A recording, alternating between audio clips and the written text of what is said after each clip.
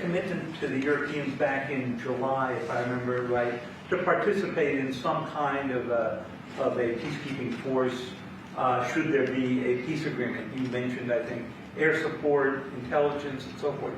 Does that commitment still stand? Is the U.S. ready to go contribute to It's this? called the security agreement, Yeah. basically, that they call it, the security agreement. Yeah, we would help. We would help with security because it's, I think, a necessary factor in getting it done. I thought that we were very close with Russia to having a deal. I thought we were very close with Ukraine to having a deal. In fact, other than President Zelensky, his people loved the concept of the deal. You know, we threw something out. This is the four-part deal that you... Well, there's 4 or 5 different parts. It's, you know, a little bit complicated because you're cutting up land in a certain way. It's not the easiest thing. It's sort of like a complex real estate deal times 1,000, right? But it's a deal that would have stopped the killing of thousands of lives every month. Thousands and thousands of lives, mostly soldiers, but as you know there's some bombs being dropped. Is sort of a Korea-link ceasefire that we don't resolve? Well, there's a meeting on Saturday. We'll see whether or not we attend the meeting. We said we'll attend the meeting if you think there's a good chance of they want me to attend. They want us to attend. And we'll be attending the meeting on Saturday in Europe if we think there's a good chance. And we don't want to waste a lot of time. We think it's negative. We want it to get settled. We want to save a lot of lives.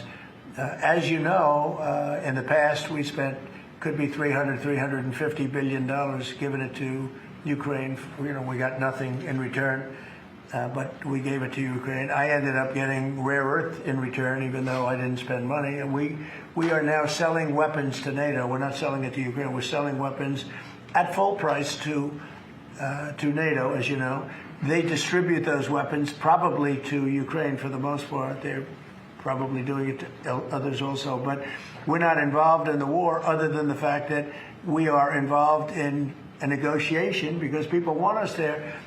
Ukraine wants us involved very much. Europe wants us involved. I have a great relationship with the countries of Europe. As you know, I took GDP. I took what they're spending as a percentage of GDP, but it was at 2 and they weren't paying, and now it's at 5, and everybody's amazed. But that 5% is, a lot of it's coming back to the United States. With that being said, I'd like to see the killing stop. 25,000 people died last month, soldiers, mostly soldiers, but some people also where bombs were dropped. But for the most part, 25,000 soldiers died last month. I would love to see it stop. And we're working very hard. It doesn't really affect the United States unless it got out of control. You know, a thing like that, as you probably know, because you are a professional, a real professional, which is something I don't say about a lot of other people, but you are a great professional.